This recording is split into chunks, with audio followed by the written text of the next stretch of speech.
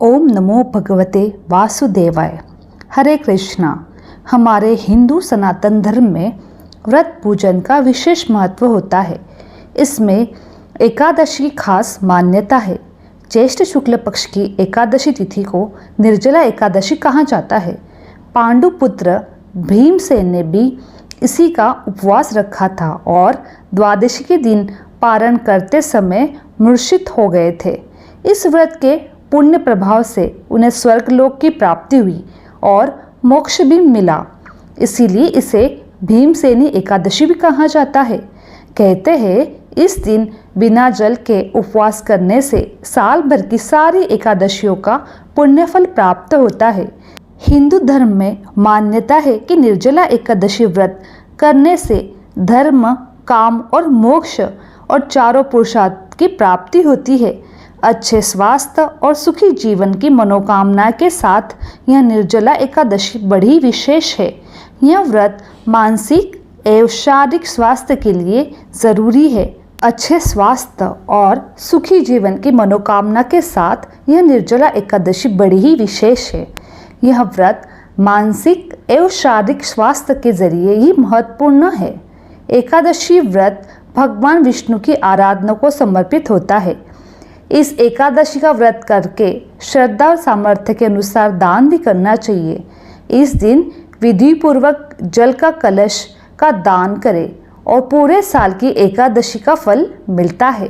इस प्रकार जो इस पवित्र एकादशी का व्रत करता है वह समस्त पापों से मुक्त हो जाता है। निर्जला यानी यह व्रत बिना जल ग्रहण किए उपवास रखकर किया जाता है। इसीलिए यह व्रत कठिन तप और साधना के समान महत्वपूर्ण है।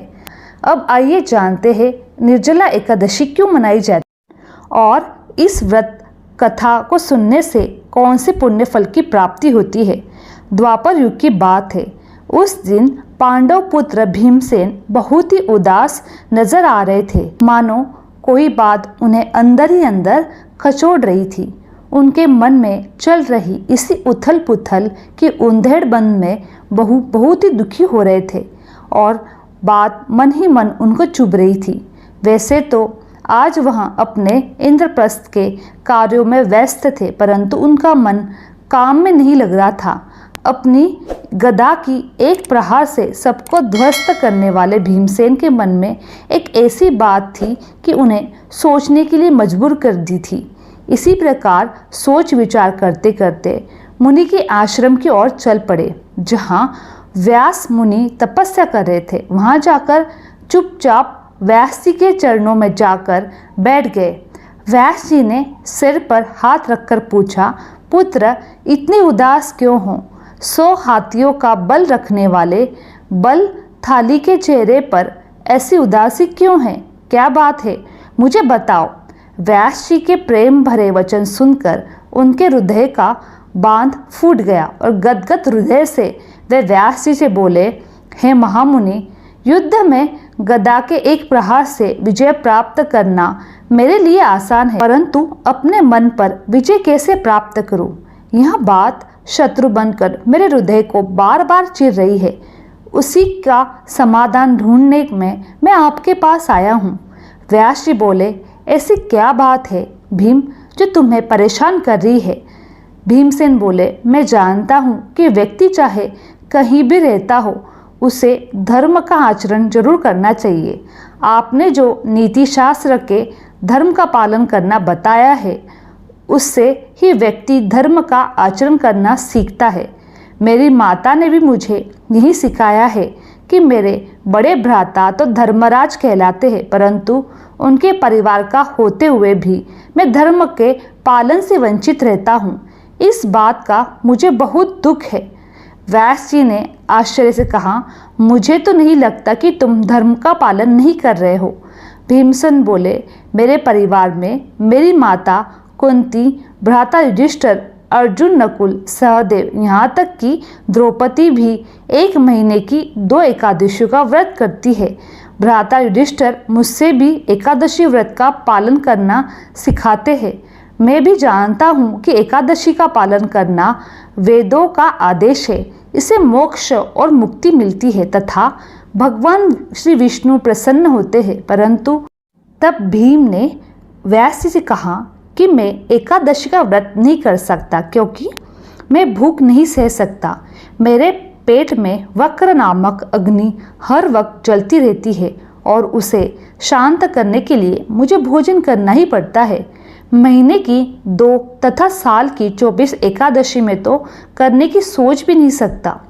बच्चे की भांति भीम को देखकर व्यास जी हंसकर पड़े और बोले, तुम तो जानते ही हो, जो नरक जाने वाला है वह भी एकादशी का व्रत रखता है तो उसे भी स्वर्ग की प्राप्ति होती है। इसीलिए ही एकादशी के दिन अन्न ग्रहण करना वर्जित है। यह सुनकर तो भीम बच्चे की भांति आंखों में से आंसू ले आए और बोले, 1 महीने में 2 और 1 वर्ष में 24 एकादशी करना मेरे लिए मुश्किल है, मुझे तो भूख सहनी नहीं होती। यह कहकर व्यास जी के चरणों में गिर पड़े।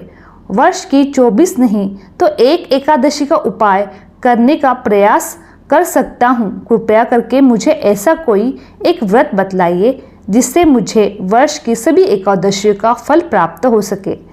भीम की ऐसी चतुर बात सुनकर मुनि हंसकर बोले, हाँ भीम, ऐसा एक व्रत है जिसे वर्ष की सभी एकादशियों का फल प्राप्त हो जाए।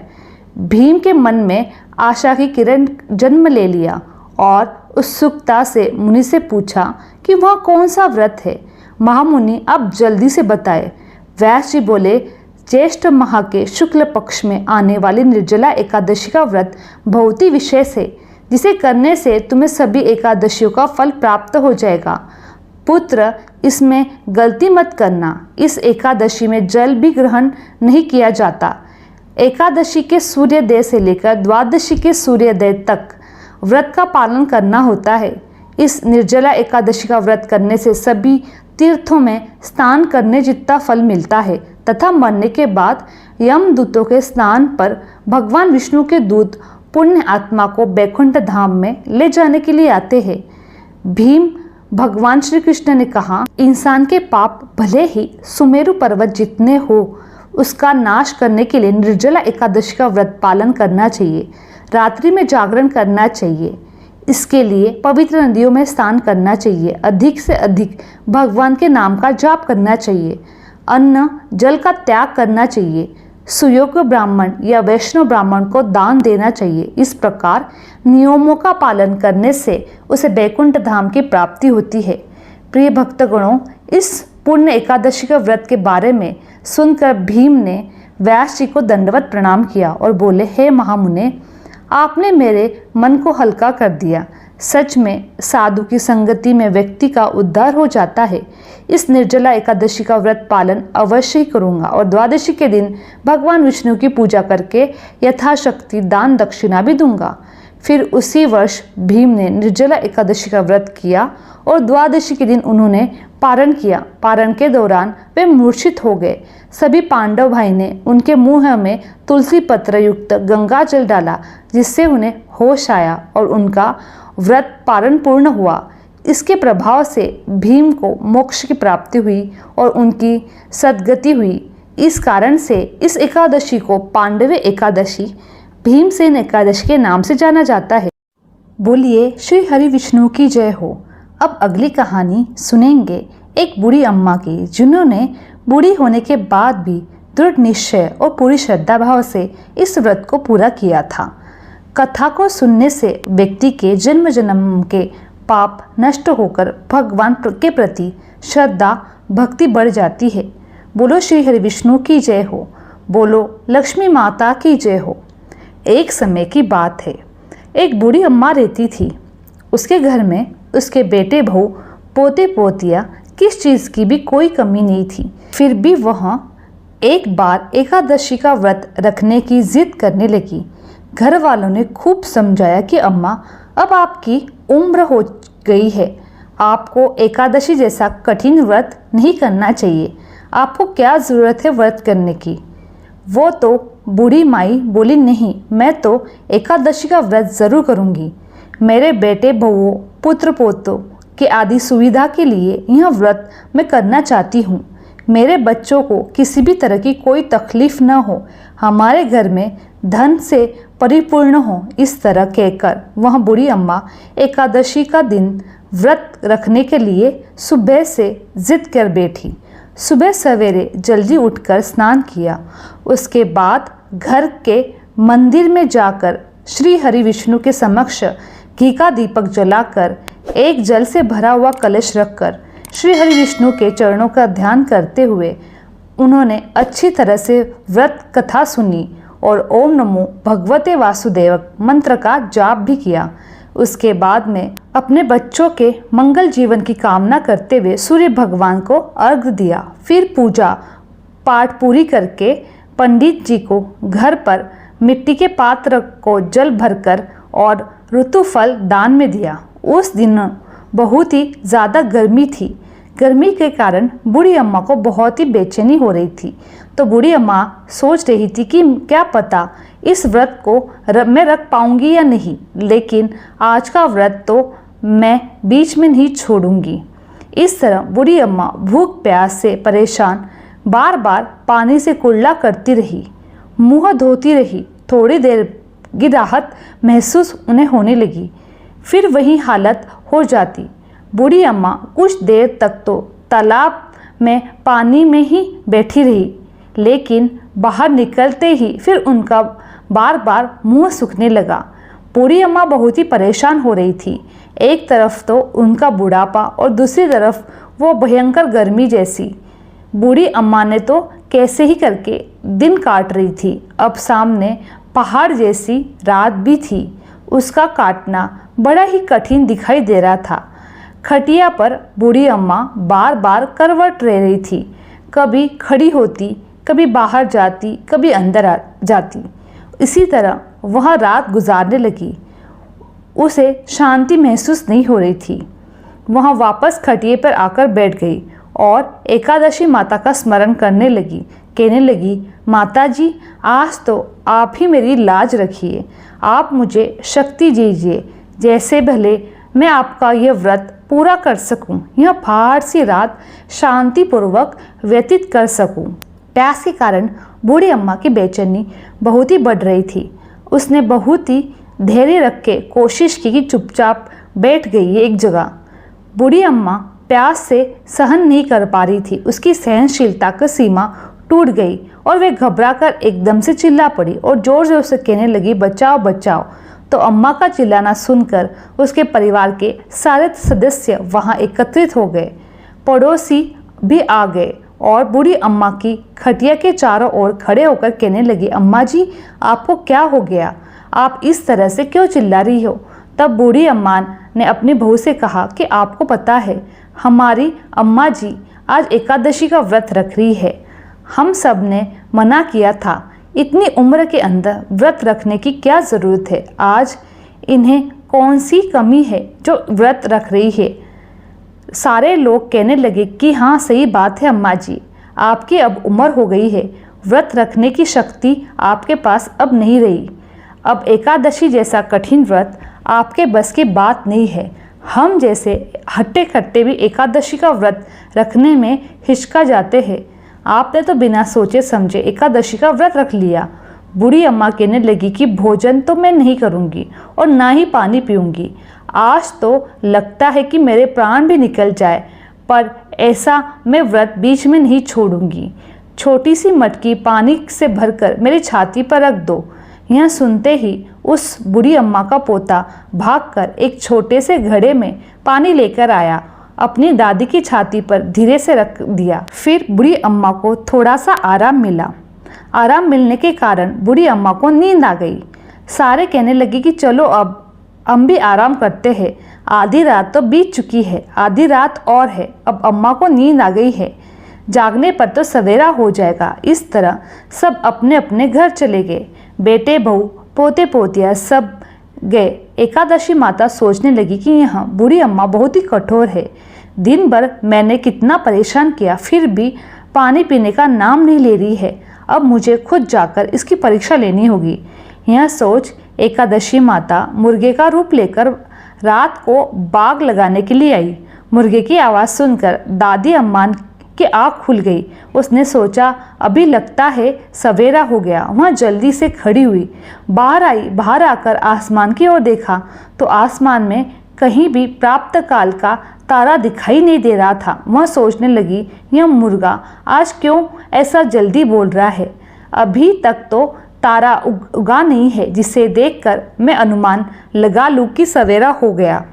अभी वह निकला ही नहीं है, फिर यह मुर्गा कैसे बोल रहा है? इस तरह सोचते सोचते बूढ़ी अम्मा को फिर प्यास लग गई। अब उनका मन विचलित होने लगा, लेकिन उन्होंने निश्चय कर रखा था कि व्रत को पूरा करेंगे, बीच में नहीं छोड़ेंगे, चले भले ही उनके प्राण चले जाए। यह सोचकर वहाँ खटिया पर जाकर लेट गई। एकादशी माता को याद करती रही। एकादशी माता ने एक बार फिर उनकी परीक्षा लेनी चाहिए।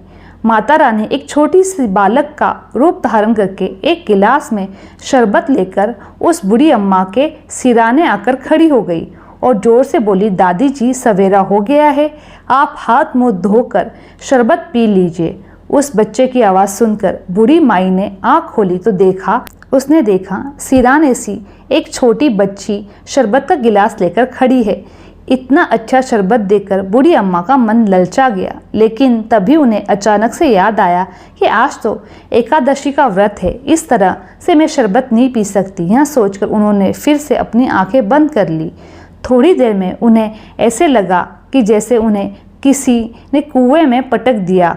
वह बड़ी देर तक उस कुएं में हाथ पांव चला रही है और मुंह को जोर से भींचकर बंद कर रखा है, कहीं पानी उनकी बूंद उनके मुंह में न चली जाए। इस तरह भी अपनी दृढ़तापूर्वक व्रत का पालन करती रही। थोड़ी देर बाद अचानक से अम्मा को लगता है कि जैसे सामने आग जल रही है, जिससे भारी गर्मी हो गई है, प्यास के कारण प्राण निकल रहे हैं। लेकिन बूढ़ी अम्मा ने फिर भी पानी नहीं पिया, वह चुपचाप बैठी रही। थोड़ी देर बाद बूढ़ी अम्मा ने देखा कि बाहर प्रकाश दिखाई दे रहा है, ऐसा लग रहा है जैसे सवेरा हो गया। फिर अम्मा ने बाहर निकलकर देखा तो अम्मा समझ में आ गई कि सवेरा होने में अभी तक 3 घंटे बाकी है। यह जानकर वह शांतिपूर्वक इधर उधर घूमने लगी। तरह तरह की परीक्षा लेने पर भी एकादशी माता को पता चल चुका था कि बूढ़ी अम्मा किसी प्रकार से अपना व्रत को नहीं तोड़ेगी। 11 माता ने प्रसन्न होकर बूढ़ी अम्मा को आशीर्वाद दिया, जिसके वजह से अम्मा के बचे हुए 2 घंटे बड़े ही सरलता पूर्वक पूरे हो गए। फिर सवेरा हो गया। सवेरा होते ही बूढ़ी अम्मा ने स्नान किया और भगवान विष्णु जी का पूजा पाठ किया और एकादशी माता की व्रत की कथा सुनी। कथा सुनने के बाद ब्राह्मणों को दक्षिणा देकर भोजन करवाया। उसके बाद श्री हरि, विष्णु और एकादशी माता से व्रत से हुई भूल चूक के लिए माफ़ी मांगी। उसके बाद जाकर जल ग्रहण किया, अपने व्रत का पालन किया। अम्मा जी को एकादशी माता ने उस श्रेष्ठ व्रत का इतना पुण्य फल प्राप्त हुआ कि बूढ़ी अम्मा की आयु में वृद्धि हो गई। उसका परिवार हरा भरा हो गया। घर में अब कोई भी अभाव नहीं रहा। धन धान्य की परिपूर्णता हो गई। उनका घर तरह से सुख साधनों से संपन्न हो गया। वह इस लोक में सुख भोग कर अंत में विष्णु धाम को गई।